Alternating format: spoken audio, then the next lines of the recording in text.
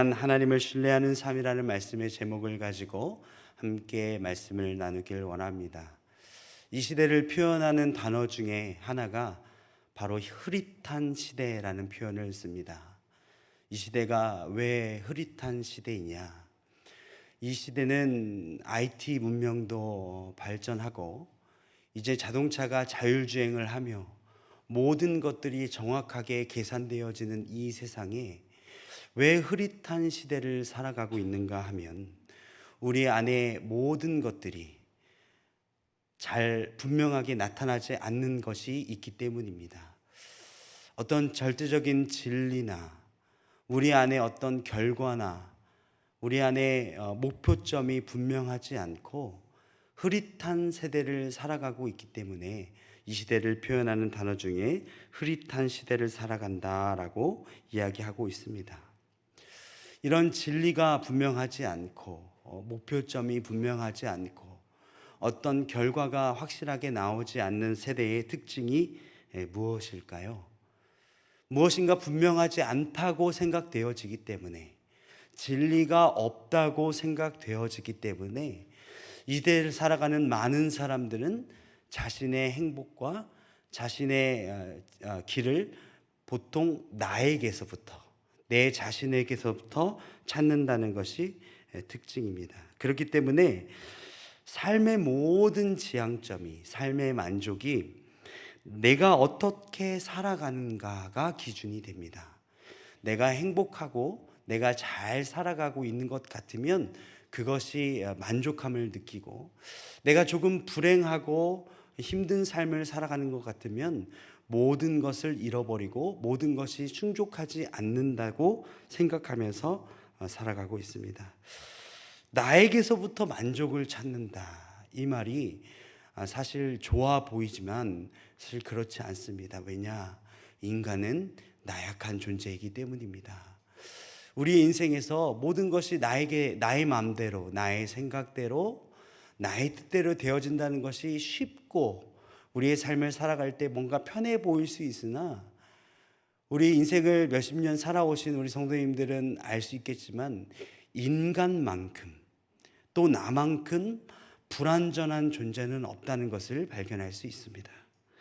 인간은 연약한 존재이기 때문에 내가 아무리 옳은 기준을 세우고 내가 정확한 목표를 세우고 달려간다 하더라도 우리의 삶은 마치 바람에 흔들리는 갈대와 같이 우리의 삶은 연약하게 좌로 우로 치우칠 수밖에 없습니다. 또한 우리 인간은 내 자신의 나름대로의 기준을 세우고 내 나름대로의 목표점을 정확하게 짚었다고 생각할 수 있으나 사회적, 문화적 영향을 받을 수밖에 없습니다. 그렇기 때문에 내가 잘 살아간다고, 내가 내 나름대로의 가치와 기준을 정하고 살아간다고 생각하더라도 주변 사람들의, 또 이웃 사람들의 영향을 받지 않을 수가 없습니다. 특별히 요즘같이 나의 일생이 모든 사람에게 공개되는 시대에, 또 다른 사람의 일상을 쉽게 정보로서 받아들일 수 있는 이런 시대에는 다른 사람들의 생활의 문화나 영향을 더더욱 받을 수밖에 없습니다. 우리 사랑하는 성도님들로 인터넷이나 또 뉴스나 뿐만 아니라 SNS를 통하여서 다른 사람들이 어떻게 살아가는지, 요즘 어떤 문화를 누리면서 살아가는지, 또한 여행은 또 어디로 가는지, 거기서 무엇을 먹는지, 어떤 것을 누리며 살아가는지 금방 쉽게 알 수 있습니다. 지구촌 저 반대편에서 일어나는 모든 일들도 우리가 기사로 금방 알 수 있는 것이 현실입니다. 그렇기 때문에 남들과 당연하게 비교하게 되고, 남들과 비교하는 나의 삶을 보았을 때 나의 삶은 더더욱 불완전하다고 느끼는 것이 바로 인간의 삶입니다. 그렇기 때문에 나의 만족은 진정한 내 자아에서 나오는 것이 아니라 주변에 사는 어떤 이들의 삶의 형태에 나의 삶이 불행하고 행복하고 이렇게 정해지는 것이고, 뿐만 아니라 악과 선까지도 절대 진리와 기준이 없기 때문에 나의 기준에 맞춰서 생각하는 하게 되어지는 시대가 바로 이 흐릿한 시대의 특징이라고 할 수 있습니다. 옛날에는 어느 정도의 기본적인 선과 기본적인 악이 우리 안에 있는 양심과 윤리적인 판단에 의해서 가름되어질 수 있었습니다. 그러나 요즘은 시대가 혼란하고 흐릿해지다 보니 이것이 선인지 이것이 악인지가 어떤 절대적인 기준과 절대적인 진리 앞에서 서는 것이 아니라 나의 기준, 내가 생각하고 내가 판단하는 것에 의하여 흔들리는 세대가 되어진다는 것입니다. 그래서 이 삶을 살아갈 때 나만 괜찮으면 괜찮지, 나만 피해보지 않으면 이것도 괜찮지, 남들이 모르면 괜찮지라는 이런 착각 속에 살아가는 시대가 바로 이 흐릿한 시대의 특징이라고 할 수 있겠습니다. 이 흐릿한 시대를 살아가는 사람들의 또 하나의 특징이 무엇이냐? 불평과 불만이 많다는 것입니다. 여러분, 남들과 당연하게 비교하게 되고 그 비교를 통해서 나의 삶을 잘 들여다보게 되면 내 삶이 괜찮고 행복하다라고 느끼기보다는 내 삶은 왜 불행하고 내 삶은 남들과 비교했을 때 왜 좋지 못한가라는 생각을 당연하게 하게 되어 있습니다. 왜요? 인간은 악하기 때문입니다. 내가 가진 것보다 가지지 못한 것에 대해서 더 크게 생각하는 것이 인간이 원래 타고난 습성이자 본성이라고 이야기할 수 있습니다. 그래서 이 불평을 하는 것입니다. 왜 나는 내 인생은 행복하지 못한가? 여러분, 그러나 그런 이야기가 있죠. 사람의 인생은 멀리서 보면 희극이나 가까이에서 보면 비극이다. 사실 인간의 삶은 그렇게 행복하지 못합니다. SNS에 보면 친척들은, 또 친구들은, 이웃들은 다 좋은 것만 먹는 것 같고 좋은 데만 놀러 다니는 것 같고 가족들과 행복하게만 자라는 것, 지내는 것 같지만 사실 그 가정마다 그 인생마다 사실 문제가 없는 집안은 없습니다. 그러나 우리가 보기에 남들은 다 잘 사는 것 같고 배불리 사는 것 같고 여유롭게 사는 것 같은데 내 삶은 언제나 여유가 없고 답답하고 빡빡한 삶을 살아간다는 것 같은 생각이 들 때 인간은 불평하게 되어 있습니다. 그러면 이 불평이 쌓이다 보면 인간은 또 어떻게 되느냐? 불안에 휩싸이게 됩니다. 여러분, 잘 기억하십시오. 우리가 불안한 이유는요, 내 안에 중심되어지는 진리와 기준이 없기 때문에 불안한 것입니다. 또 내 안에 남들과 비교했을 때 내 삶이 낫지 못한다는, 내가 아무리 열심히 노력해도 잘 되지 못한다는 생각 때문에 내 삶이 불안하다고 느껴지는 것입니다. 그래서 여러분 잘 기억하시길 바랍니다. 내가 불안한 이유는, 또 이 시대가 흐릿한 시대에 불안하게 모든 사람들이 살아가는 이유는 무엇이냐? 첫 번째는 내 안에 절대적인 기준이 없고, 두 번째 그것에 의한 불평을 하기 때문에 내 안에 불안이 찾아오는 것입니다. 그렇기 때문에 여러분, 이 시대에 불안의 시대 혹은 흐릿한 시대를 살아가는 여러분이 내 안에 불안을 없기 위해서는 내 안에 절대적인 기준을 세우고 내 안에 무엇인가 의지하는 삶을 살아내야 내 안에 불안이 없고 이 흐릿한 시대를 명확하게 살아갈 수 있는 방법인 줄로 여러분 믿으시길 바랍니다. 그렇다면 이 불평과 불안한 시대를 살아갈 때 우리가 무엇을 의지하며 살아가야 합니까? 우리가 무엇을 기대하며 살아가야 합니까? 그것은 바로 하나님을 신뢰하는 삶을 살아내야 한다는 것입니다. 여러분, 하나님은 완전하십니다. 여러분 믿으십니까? 이 세상 어떤 존재도 완전할 수 없고 완벽할 수 없고 전능할 수 없고 전지할 수 없습니다.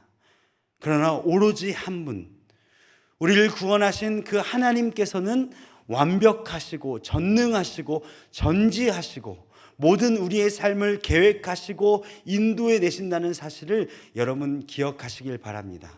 가끔 우리 안에 하나님에 대한 신뢰가 무너지면 이런 생각을 할 때가 많이 있습니다. 세상에 이렇게 많은 사람들이 각자의 삶의 방향대로 살아가고 있고 계획대로 살아가고 있고 그 삶의 나름대로 모양으로 살아가고 있는데 이 모든 퍼즐을 하나님께서 과연 맞출 수 있으실까? 또 그 사람들의 인생을 계획하고 이끌어가고 간다는 게 그게 가능한 것인가? 라는 그런 의구심을 갖게 됩니다. 그러나 여러분, 그런 의심이 들 때마다 그 의심을 내려놓으시길 바랍니다. 우리의 모든 인생을 충분히 계획하시고 충분히 이끌어내실 수 있는 능력의 하나님이 우리가 아빠, 아버지라 부르는 하나님인 줄 여러분 믿으시길 바랍니다. 한 가지 예를 들까요? 여러분, 온 우주가요 자동적으로 돌아가고 있습니다. 이게 자동적이라는 표현을 제가 썼지만 하나님의 섭리하심에 의해서 이 모든 우주가 운행되어지고 있는 것입니다. 그런데 우리 같은 작은 인간의 삶을 이끌어낸다는 것은 어찌 보면 하나님께는 너무 쉬운 일이에요. 이 말씀으로 온 세상을 창조하시고 아주 오래전부터 많은 사람들을 태어나게 하시고 죽게 하시고 또 구원의 역사를 이루어 가시는 하나님에게 나의 인생 2023년 이 수원 땅에 살아가고 있는 나의 인생을 이끌어 가신 것은 어쩌면 너무 쉬운 일이라는 생각의 전환을 좀 가지시길 바랍니다. 그렇기 때문에 그 하나님을 신뢰한다는 것은요, 우리의 인생을 이끌어 가시는 하나님을 믿는다는 것은요, 우리의 불안한 인생 가운데, 우리의 불평 많은 인생 가운데 하나님을 더욱더 의지하게 하고 그 인생이야말로 가장 완벽하고 선한 인생이라고 할 수 있습니다. 여러분, 이 세상이 정말 악해졌습니다. 최근에 뉴스만 봐도 두 가지 큰 이슈가 있는 것 같습니다. 첫 번째는 안타까운 우리 어린 교사 선생님이 스스로 목숨을 끊는 안타까운 일이 있었습니다.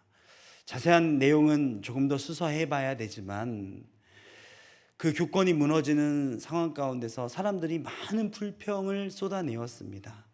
그 불평의 이유가 무엇이죠? 옆에 보니까, 다른 데를 보니까 무엇인가 더 해주는 것 같은데 우리는 왜 그런 혜택을 누리지 못하는가? 또 한 가지 사건이 있었습니다. 이 관악구에 있는 이 신림동에 있는 곳에서 정말 입에 담을 수 없는 끔찍한 사건이 일어났습니다. 제가 그 근처에 살아서 그 지리를 너무 잘 알아요. 뉴스를 보면 그 거리가 옛날에 제가 아르바이트 했던 바로 그 골목입니다. 너무 무섭더라고요. 여러분, 살인을 저지른 그 사람 30대 조시성을 가진 그 사람을 보니까 그 사람이 이야기하는 것이 사회가 너무 불공평하다라고 이야기하는 것입니다. 그 안에 왜 그렇게 불평이 많았을까요? 세상을 보니까 의지할 곳이 없다는 것이죠. 절대적인 진리가 없는 것처럼 보인다는 것이죠. 노력해도 선을 행해도 내가 열심히 살아도 뭔가 길이 보이지 않는다는 것입니다. 의지할 곳이 없다는 그런 삶을 그런 자신만의 단어로 표현했다는 것을 볼 수 있습니다. 이런 시대에 우리는 하나님을 어떻게 의지하며 살아가야 하는가? 과연 우리는 어떻게 해야 하나님을 의지하는 삶이고 그 삶이 왜 우리에게 꼭 필요한 것인가에 대해서 간단하게 나누어서 오늘 말씀을 좀 보고자 합니다. 오늘 말씀은요, 시편 37편인데 이 37편은 이스라엘의 최고의 예술가이자 최고의 왕이었던 다윗이 노년에 쓴 시입니다. 이 37편이 내용상으로도 너무 아름답지만 사실 문학적으로 너무나 예술적인 시입니다. 이 성경의 시편에는 이런 시편들이 좀 많이 있는데 이 37편 역시요, 왜 문학적으로 뛰어난가? 바로 히브리어 알파벳 순으로 쓰여졌기 때문입니다. 그래서 이 히브리어 알파벳처럼 알레트, 베트, 기멜, 팔레트, 해, 바브 이런 식으로 순서대로 이 시편이 1절, 2절, 3절 이런 식으로 쓰여져 있습니다. 예를 들어서 한국말로 얘기하면 이런 것입니다. 기억, 가장 아름다운 말들로 니은, 나를 사랑하신 하나님을 디귿, 다 함께 찬양하자. 리을, 랄랄라. 미음, 마음을 다하여서. 네, 여기까지밖에 생각이 안 납니다. 이런 식으로 우리나라 기억 니은 순으로 이렇게 히브리 알파벳으로 이 시편이 쓰여졌습니다. 그러니 얼마나 다윗이 문학적인 소양을 가졌는지 이 말씀을 통해서 알 수 있습니다.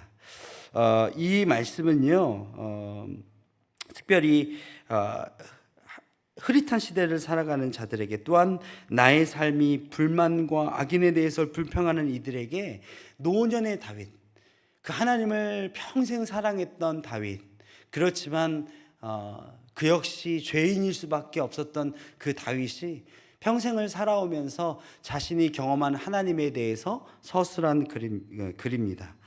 오늘 이 말씀을 통해서 시대를 흐르는, 또 시대를 통치하는 하나님의 놀라운 말씀을 보려고 합니다.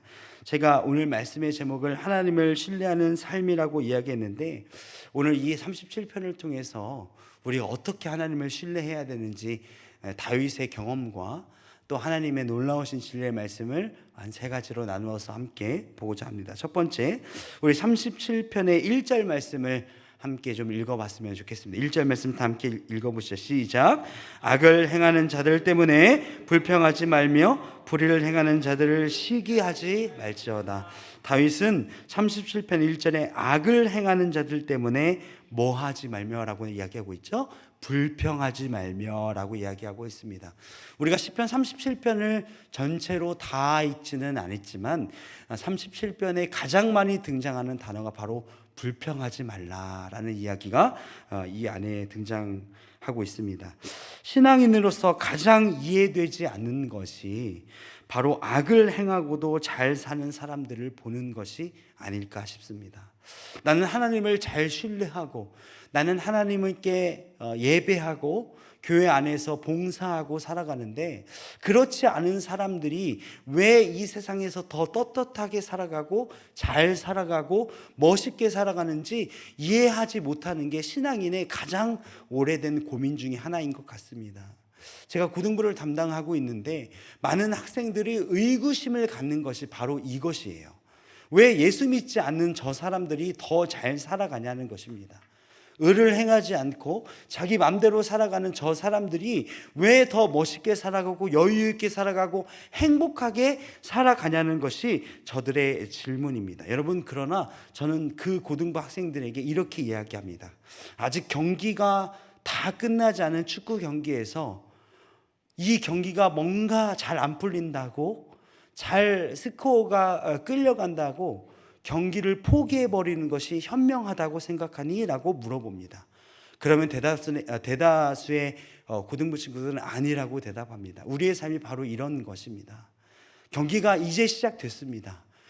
축구 경기는 90분인데 이제 2분 3분입니다. 축구를 하다 보면 날씨의 영향이나 혹은 심판의 오심으로 억울하게 끌려갈 때가 있습니다. 그러나 그 경기가 다 끝나지 않았는데 내가 지고 있다고 해서, 조금 끌려간다고 해서 내 인생이 다 망한 것처럼, 경기가 망한 것처럼 그냥 포기해버리면 그것은 그야말로 몰수패로 끝나는 것입니다. 우리 인생이 마치 이렇지 아니한가 생각해 보았습니다. 악인들은요, 처음에는 잘 나가는 것처럼 보입니다. 처음에는 잘 사는 것처럼 보입니다. 옳지 않은 방법으로 부를 취득하였을 때 그 부가 굉장히 오래가고 평생 가는 것처럼 보입니다. 여러분, 그러나 이 시대를 지금 내가 살아가고 있는 몇 년 혹은 몇십 년만 바라보지 아니하고, 이게 지금 우리가 알고 있는 이 히스토리, 역사를 보았을 때 악인들은 다 망하게 되어 있습니다. 악인들은요, 악을 행하는 사람들, 악으로 부를 취했던 사람들은요, 그 악으로 얻은 행복은 오래가지 못한다는 사실을요, 우리는 익히 잘 알고 있습니다. 그러나 불만이 생기는 거죠. 왜?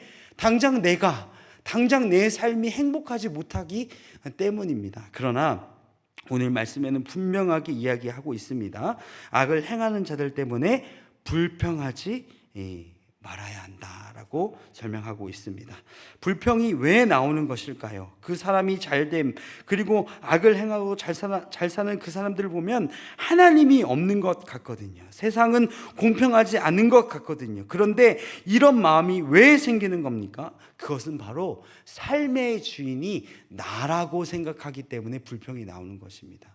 여러분, 내 삶의 주인이 나이고 내가 행복하지 못하기 때문에 불평이 나오는 것입니다. 모든 삶의 기준이 나이기 때문에 불만이 나오는 것입니다. 불평이 쏟아지는 것입니다.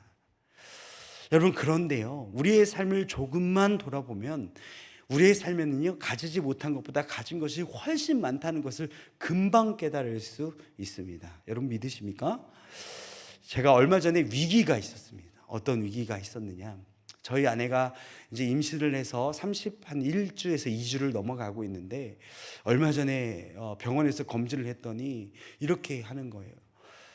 이제 아이가 자궁 경부가 너무 짧아져서 아이가 조산 가능성이 있습니다. 이거 당장 수술해야 됩니다 라는 이야기를 들었습니다. 너무나 다급했고 어떻게 해야 될지 몰라서 아내와 쩔쩔매고 있었습니다. 그런데 이 마음에 그런 마음이 들었습니다. 하나님께서 이 아이를 위해서 더욱더 기도하라는 사인이구나라는 생각이 들었습니다. 그래서 우리는 어떤 수술의 절차를 시행하지 않고 믿음으로써 한번 기도해보자 라고 기도했습니다. 한 3일간 열심히 기도했고, 그 이후에 조금 더 큰 병원에 가서 당장 아이가 조산될 가능성이 있는지 한 번 더 검진을 했습니다. 그랬더니 의사 선생님께서 하시는 말씀이 이것이었습니다. 제가 의사 생활을 수십 년간 했지만 자궁 경부가 이렇게 짧아지고 순식간에 길어지고 하는 경우를 많이 보지 못했습니다. 그런데 며칠 사이에 이렇게 자궁 경부가 길어지는 케이스는 발견하지 못했는데 참 특이하시군요 라고 이야기했습니다. 저는 그 얘기를 듣는 순간 하나님께서 우리를 또 한 번 이렇게 도우셨구나, 하나님께서 살아계신다는 이 사인을 우리를 통하여서, 이 아이를 통하여서, 또 이 복중의 태아를 통하여서 또 알게 하시는 거구나라는 사실을 알게 되었습니다. 우리 인생 가운데서요, 하나님 없이 살아가는 것처럼 느껴지는 경우가 있습니다. 그럴 때 불평이 나옵니다. 그럴 때 불만이 나옵니다. 그러나 하나님께서 조금만 위기를 주시면요, 우리는 그것을 알 수 있어요. 우리는 하나님의 은혜 가운데 살아가고 있구나, 우리는 하나님의 은혜 없이는 살아갈 수가 없구나를 금방 알 수 있습니다. 여러분, 그렇기 때문에 우리 인생의 조그만한 위기와 조그만한 어려움은 여러분 축복인 줄 믿으시길 바랍니다. 내 안에 불평이 있다는 것은요, 내가 점점 커진다는 것입니다. 여러분, 그래서요, 우리 인생 가운데 불평이 나온다라는 것은요, 내가 내 삶의 주인이 되고 있구나라는 표시입니다. 내가 무엇 때문에 짜증이 나고 화가 나고 불평이 나고 있구나라는 것은요, 내가 내 삶의 주인이 되고 있구나 하는 증거의 표시입니다. 그렇기 때문에 우리 삶에 불평이 나온 순간 여러분 기도하시길 바랍니다. 하나님 우리에게 주신 것이 더 많고 우리에게 주신 은혜가 더 많은데 하나님, 내가 또 내 삶의 주인이 내가 되려 하고 있습니다. 하나님 용서하옵소서라고 기도하시는 여러분이 되길 원합니다. 여러분, 그렇기 때문에요, 우리 안에서의 작은 위기와 작은 시련은 하나님께서 주시는 축복입니다. 하나님께서 주시는 직통 채찍입니다.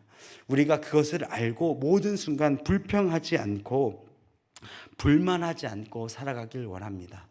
여러분, 성경에서 보면요, 불평하지 않은 대표적인 인물이 있습니다. 누구일까요? 누가 있을까요? 저는 욥이라고 생각합니다.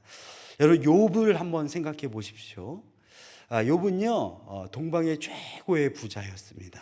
많은 자식들을 거느렸고 그 친구들도 많이 있었고 부러울 것이 하나 없는 삶을 살았습니다. 그러나 그 욥의 삶 속에서 어려운 위기가 찾아왔습니다. 모든 자녀들이 죽게 되었습니다. 몸에는 가려움을 유발하는 병이 생겼습니다. 그 친구들은 와서 그들을 조롱합니다. 내 시작은 미약하였으나 내 나중은 심히 어떻게? 장대하리라라고. 여러분, 이 말이 조롱의 말입니다. 욥을 조롱하는 친구들의 말입니다. 또한 그의 부인은 어떻게 했습니까? 내 하나님을 욕하고 죽으라 라고까지 이야기하는, 모든 것을 잃어버린 그 상황에도 욥은 절대로 하나님을 원망하거나 불평하지 않았습니다. 과연 욥은 어떤 상황에서 왜 어떤 마음이 있었기에, 어떤 믿음이 있었기에 그 안에 불평이 없었을까요? 왜 그 불평의 말들을 입 밖으로 꺼내지 않았을까요? 그것은 바로 하나님을 끝까지 신뢰했기 때문이라고 생각합니다. 여러분, 우리 안에 불평을 하지 말아야 할 이유는 하나님께서 그 모든 것의 심판자 되시기 때문입니다.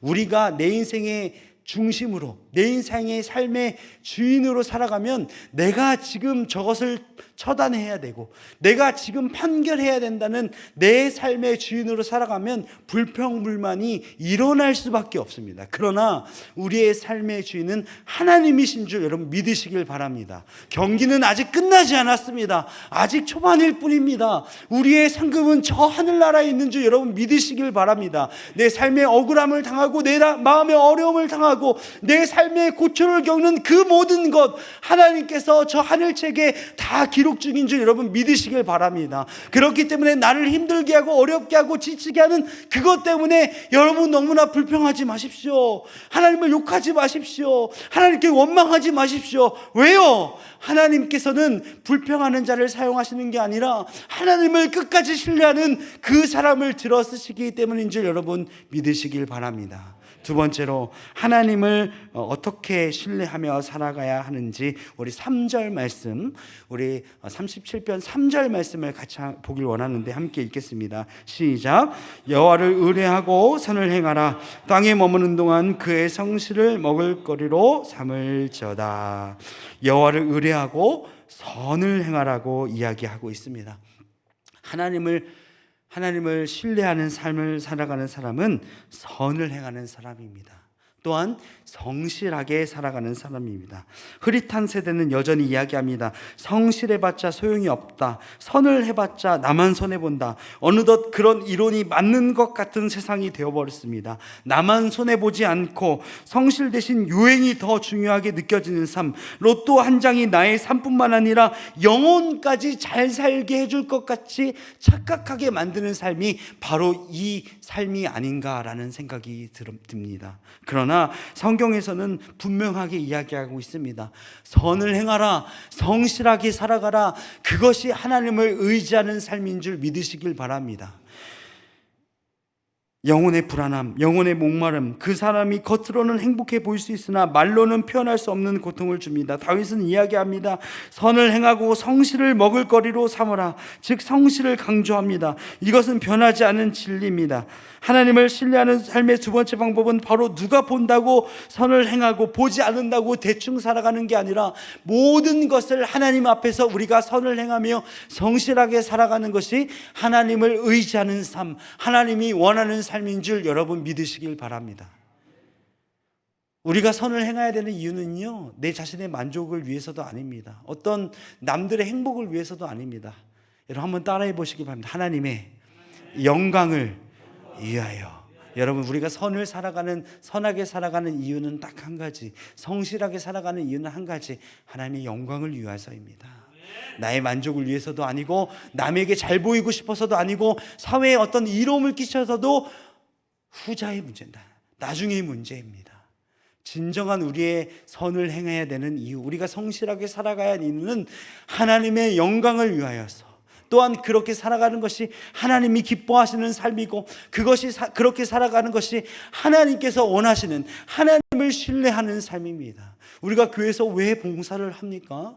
왜 이렇게 일부에 나와서 대배를 드리고, 왜 주차 봉사로, 주방 봉사로, 교사로, 여러 가지 모양으로 왜 봉사를 합니까? 왜 하나님 앞에서 그렇게 성실하게 우리가 52주 빼놓지 않고 그렇게 봉사를 합니까? 누구를 위해서요? 혹시 담임 목사님에게 잘 보이기 위해서? 아니죠. 어떤 권사님께 잘 보이기 위해서? 아닙니다. 우리가 왜 성실하게 봉사합니까? 왜 마음에 들지 않는 저 사람에게 당장 따라가서 뭐라고 하지 않고 내가 참고 왜 묵묵하게 주의 길을 걸어갑니까? 하나님을 의지하기 때문이죠. 하나님을 신뢰하기 때문이죠. 하나님을 신뢰하는 사람은요, 지금 당장 결판하지 않습니다. 지금 당장 힘들다고 놓아버리지 않습니다. 내가 지친다고 선을 행하지 않고 악을 행해버리지 않습니다. 왜요? 하나님을 신뢰하기 때문입니다. 여러분, 성실하게 살아가는 사람은 그 성실로서, 그 선을 행함으로써 하나님이 살아계신다는 것을 인정하는 것입니다. 그렇기 때문에 여러분, 우리가 성실하게 봉사하는 것, 그것이 하나님이 살아계심을 인정하는 것입니다. 과연 교회 안에서만 그럴까요? 우리가 살아가는 세상에서 내가 남이 보지 않는다고 해서 하지 않고, 남이 본다고 해서 하는 척하는 삶이 아니라, 누가 보지 않듯 보든 보지 않든 나에게 주어진 일들을 성실하고 충성스럽게 하는 것, 그것이 하나님을 믿는 삶입니다. 하나님을 신뢰하는 삶이죠. 우리 사랑하는 온사랑교회 모든 성도들이 그렇게 살아가길 원합니다. 그래서 인정받길 원합니다. 하나님께 인정받길 원합니다. 또한 사람들에게도 인정받길 원합니다. 와, 저분 교회 장로님이라고 하시더니 좀 다르네. 저분 권사님이라고 하시더니 역시 달라. 여러분, 우리가 세상을 살아가다 보면요, 내가 어느 교회 목사, 장로, 권사, 집사라고 하지 않아도 저분 어느 교회 권사님 같아 라고 느껴지는 분들, 여러분 살아가면서 한 분 정도는 만나시지 않으셨나요? 저분은 왠지 교회 다니실 것 같아. 저분의 표정과 행동과 말투를 보니까 쓰는 단어만 해도 막 말씀으로 충만해. 여러분, 남들 그렇게 사는 것만 부러워하는 거 아니라 내가 그렇게 살아내야 합니다. 우리의 삶이요, 그것이 하나님을 드러내는 삶이며 하나님을 신뢰하는 삶인 줄 여러분 믿으시길 바랍니다. 하나님, 우리가 그렇게 살아내길 원합니다. 그것이 하나님이 살아계시다는 증인으로서 살아가는 삶인 줄 여러분 믿으시길 바랍니다. 마지막 세 번째로는 우리가 함께 말씀을 또 읽어보길 원하는데, 5절 말씀, 37편 5절 말씀을 같이 함께 읽겠습니다. 5절 말씀입니다. 시작. 내 길을 여호와께 맡기라. 그를 의지하면 그가 이루시고. 하나님을 신뢰하는 삶은요, 하나님께 우리의 길을 맡기는 삶입니다. 여러분, 너무나 당연하고 뻔한 얘기인 것 같지만 우리의 삶을 하나님께 맡긴다는 것이 굉장히 어렵습니다. 여러분, 이 하나님께 내 길을 맡기라라는 이 맡긴다는 원어의 표현을 보니까요, 돌을 굴려버리다라는 뜻이 있어요. 돌을 굴려버리다.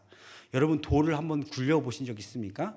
평지에서 말고요, 절벽에서.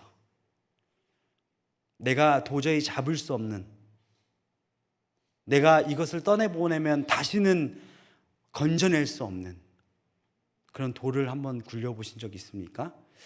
저는 돌을 굴려본 적 없지만 바닷가에서 핸드폰은 빠져버린 적이 있습니다. 다시는 찾을 수가 없더라고요. 우리의 삶이 마치 이런 것입니다.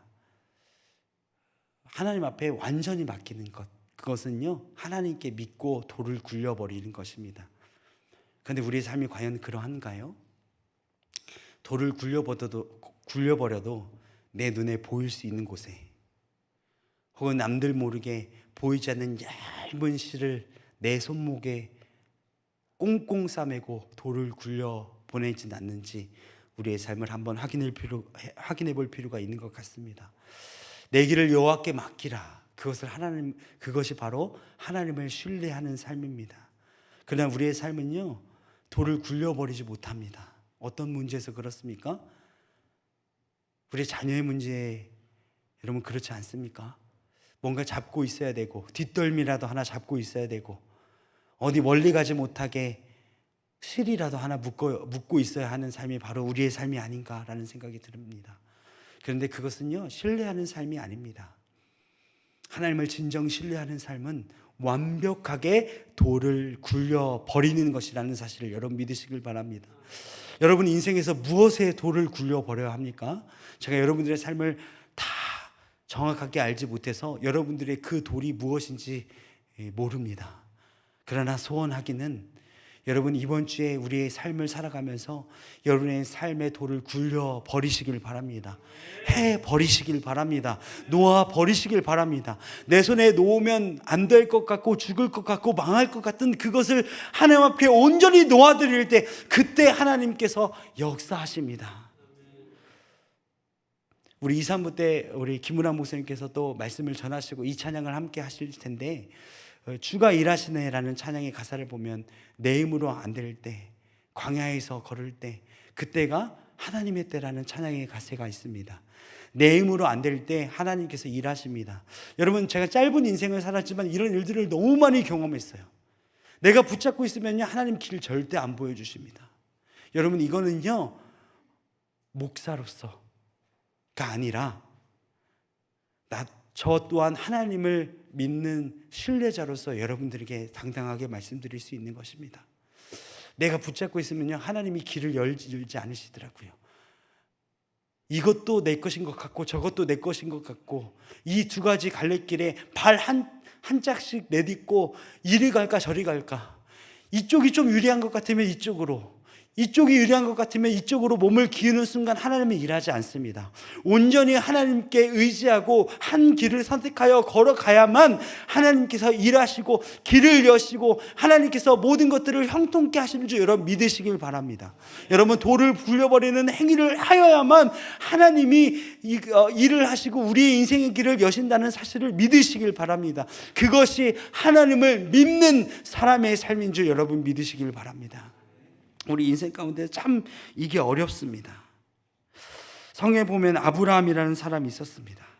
아브라함 사람들이 여러분 잘 알지만 우리 창세기 22장에 그런 이야기들이 쭉 나옵니다. 아브라함의 아들이 있습니다.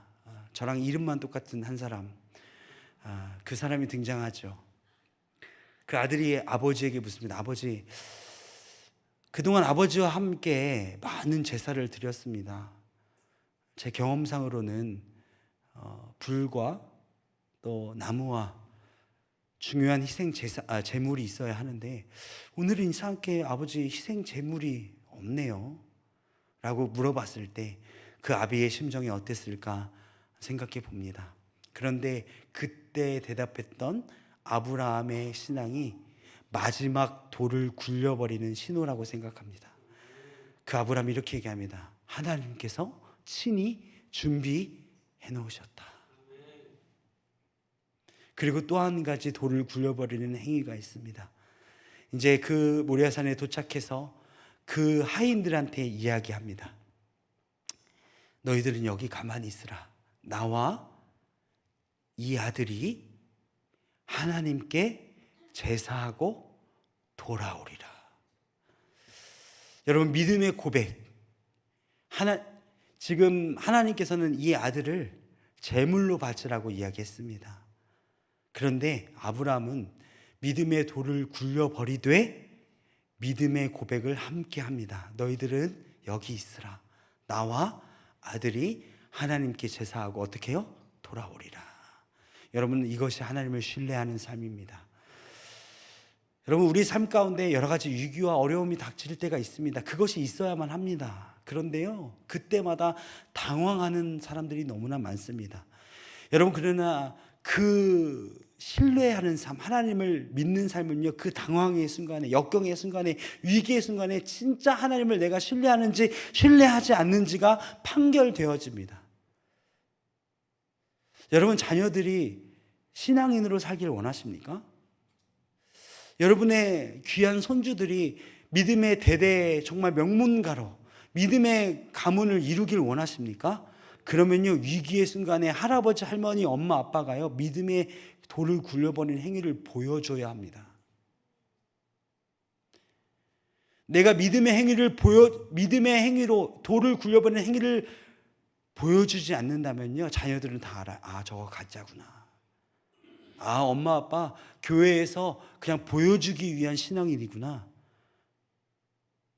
시험 기간에 고등부 예배 보내지 않는, 주일학교 예배 보내지 않는 엄마 아빠, 아, 저거 가짜구나. 다 깨닫는 것입니다. 여러분, 믿음의 돌을 좀 굴려 보내십시오.